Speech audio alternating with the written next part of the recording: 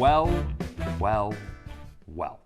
It's about time that someone who actually played football lets you know about the best bets for the week. While I, Nathaniel Cunningham, did spend all of my time on the gridiron in the trenches, I'm pretty skilled at knowing what's a good bet and what you should fade. Let me promise you this, you won't want to fade me.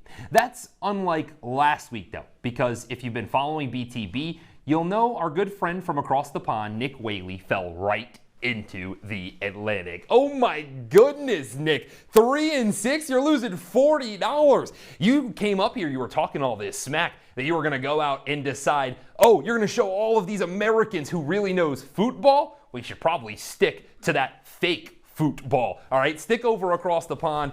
Keep playing with your feet. We'll play the true football over here. When you look throughout our standings, well, those really aren't much earnings if you think about it. I mean, I know it's an earnings list, but only one of them's in the positive. Shout out Jake Sikolski. And Jake, what happened, man? $76 in the red. It's just not a good look. We're going to turn that around, though, today. So it's time to beat the bookie. Hey, Jerry, you better yell! Show me the money! Show me the money!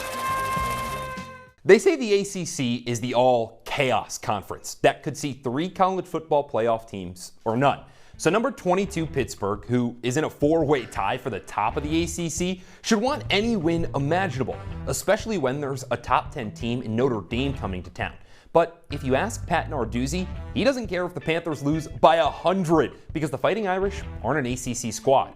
Now, think of that what you will, and the gap between the number 9 team in the land and the number 22 team is pretty stark.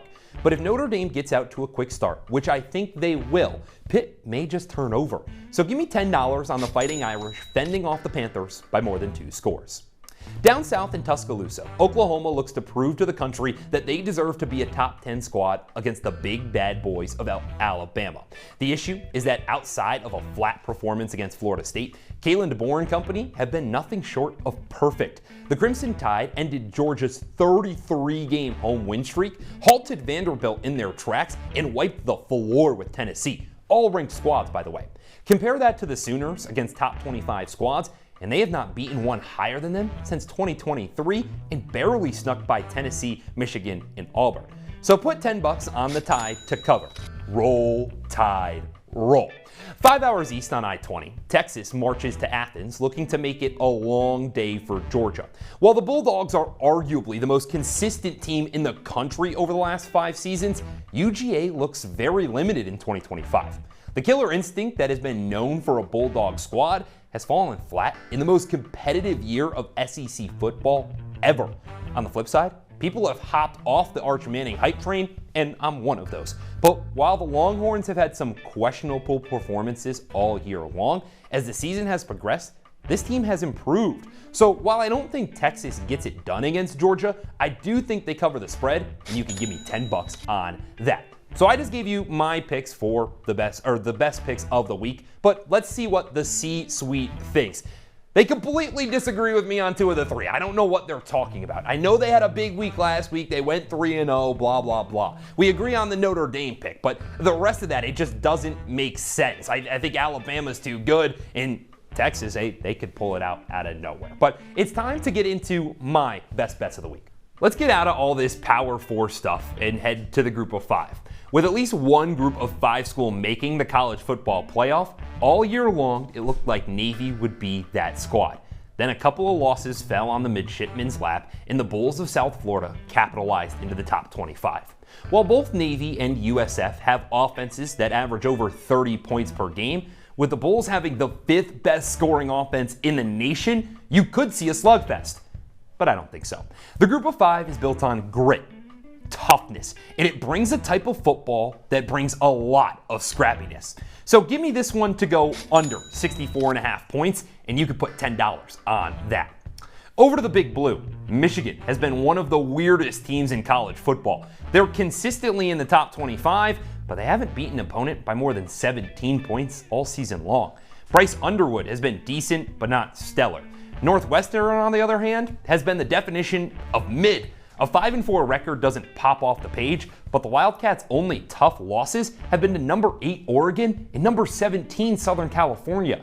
It will be a tough task to beat a perennial Big Ten champion, and I don't think they will. But with the parity of Michigan being all over the place and consistency being more important than peak, put $10 on Northwestern to cover the spread.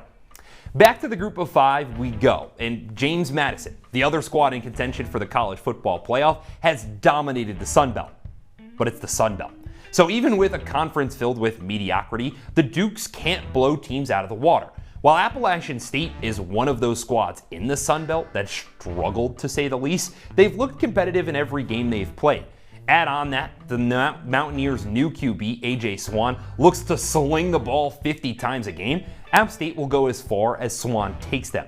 While JMU is a tough task, I got $10 that the Mountaineers will cover.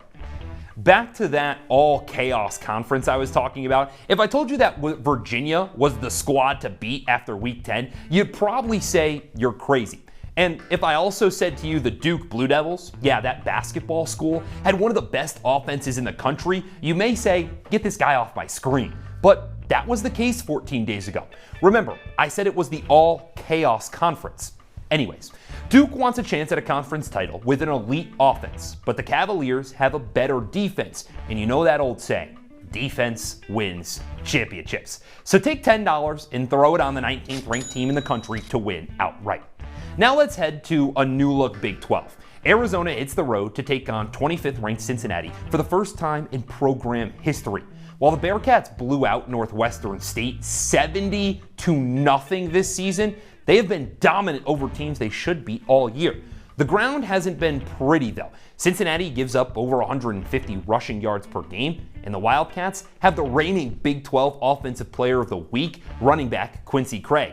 Add on RB Ismail Mahdi, and the Wildcats will run through the Bearcats outright. And you can put $10 on it. Now we are gonna get crazy, so please stick with me. All this hype around Carson Beck in Miami. He was gonna win the Heisman, one of the best players in college football, blah, blah, blah. But the man under center has become more like Carson Pick. Now he has to face a team in NC State who just upset number 16 Georgia Tech and beat a ranked Virginia team earlier this year in a non-con game, by the way, which just makes no sense. But the Wolfpack are on a high right now, and I'm rolling with them. Give me $10 on NC State to beat Miami outright, which flows perfectly into my future for the day. And we're gonna get away from all this college football stuff, and we're gonna head to the hardwood. Because guessing the national champion in basketball is nearly impossible, especially when the national tournament is called March Madness. It's just not easy. So let me make it a little easier on myself and increase those odds by trying to guess a Final Four squad. Not Houston, Kentucky, or Duke, though, on your screen. Give me NC State to make the Final Four. Will Wade is cooking up some crazy Kool-Aid down in Raleigh, and I'm drinking it. Paul McNeil Jr., Darian Williams, and our good friend Quadir Copeland are going to go far this March and bring the Wolfpack back to the top. We ought to take a look, though, around at some other futures that Beat the Bookie has had. They haven't been all too successful. A lot of TBD still on there. But the three from Jish, Nico, and Arnov, well, they all didn't hit. So I can promise you there's going to be one. We're going to have to wait until March to figure it out. But I promise you, NC State will be in the Final Four. Enough of this future talk, though. It's time to get into my parlay. Let's start with a whole lot of craziness. The coaching carousel in college football has been in full effect since week 5. Well, at noon, we have a battle of coach-less teams. LSU takes on Arkansas, and to say that these teams have fallen off a cliff might be an understatement. So that puts the Razorbacks in a prime position. Beat the Tigers, and at least make the Arkansas job look better than LSU. Given the fact as well that the Arkansas loves a good single-score competitive game, I think they'll get past LSU with ease. Woo pig suey. Back to the group of 5 we go, and back to Navy versus South Florida. Earlier, I said this would be a low-scoring game, and the true group of 5 spirit would come out. South Florida isn't known for blowing teams out of the water and beating them when they need to, and Navy loves to go straight to the wire. So when you see a spread at 10.5, yeah, I'm taking the midshipmen to cover. Down to the Coliseum, I think that Southern California is one of the most underrated teams in the country. And while they have not made much national noise, they have the talent and deserve to be a top 20 team.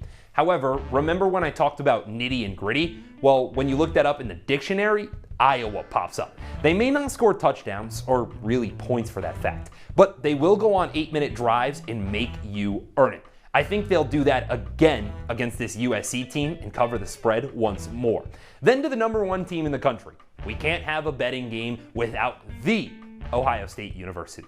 The Buckeyes have scored over 35 points a game and dominate in every facet. That included on the defensive side of the ball, where they hold opponents under 10 a contest. But UCLA did fire their coach, but Jerry Neuheisel has invigorated this office. And I mean, what's better than, it's a great day to be alive and be a Bruin? Not much, to be honest. UCLA won't win, but they will push this game above the over of 48.5. So there's my parlay. You got Arkansas to win outright. How about Navy and Iowa both going to cover in this UCLA game to go over that 48.5? $5 is going to secure you nearly 100. But let's take a recap of what we've done all throughout today. I got Notre Dame covering. You got to have Alabama cover as well. And the Longhorns will do it down in Georgia. South Florida and Navy, group of 5 stuff, it's going to be gritty. Give me the under, as well as Northwestern to cover against the top 20 team in Michigan. We keep on moving through these picks. Appalachian State, 3 scores, that's way too much. They're going to at least make it competitive against JMU, while Virginia is going to beat Duke outright. I know, stick with me though, it's going to be good. Then you have Arizona beating Cincinnati outright. Ranked teams are going to go down this week, as well as NC State upsetting Miami.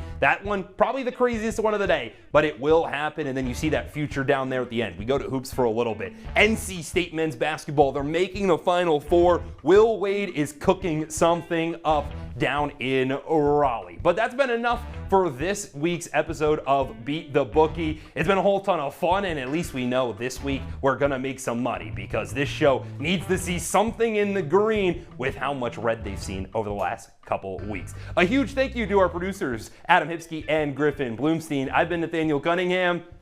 You should bet my line.